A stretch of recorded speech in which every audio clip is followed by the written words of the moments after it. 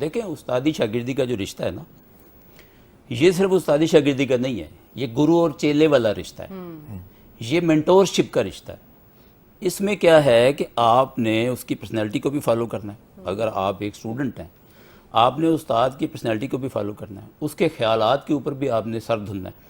آپ نے اس کے لباس کو بھی دیکھنا ہے، آپ نے اس کے بات کرنے کے طریقے کو بھی دیکھنا ہے،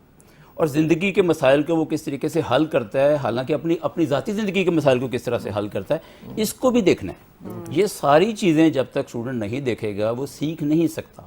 یہ جو سکھانے کا عمل ہے نا، یہ گورا یہ لے کے آیا ہے کہ ایک لیکچر دے دیں اور اتنے گھنٹے کی آپ ٹیچنگ کر لیں اور اتنا ورک لوڈ لے لیں، یہ گورا ضرور لایا ہے، لیکن یہ اس طرح کا سائنٹیفک ہے نہیں یہ ٹیچنگ کا معاملہ۔ یہ تو معاملہ ہے اپنی سپرداری کا، کہ اسٹوڈنٹ جو ہے نا وہ بس اپنے آپ کو اس کے سپرد کر دے، اور ٹیچر کو کہے جی میری پرسنالٹی بھی آپ نے گروم کرنی ہے، میرے گھر کے مسائل بھی آپ نے مجھے گائیڈ کرنے ہیں۔ اور جب تک اسٹوڈنٹ ایسا نہیں ہوگا اور ٹیچر ویسا نہیں ہوگا، اس وقت تک ہم کوالٹی کی بات کریں، یہ بات ہی